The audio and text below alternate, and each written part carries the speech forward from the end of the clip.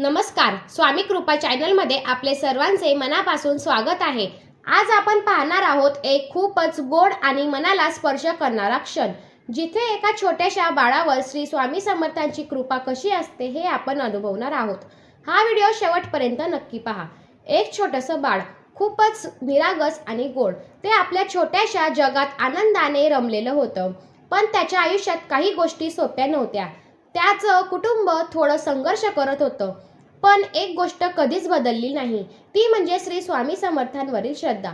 दररोज सकाळी त्याच्या घरात श्री स्वामी समर्थ या नामाचा जप होत असे आणि त्या नामस्मरणाने घरात एक सकारात्मक ऊर्जा पसरत असे.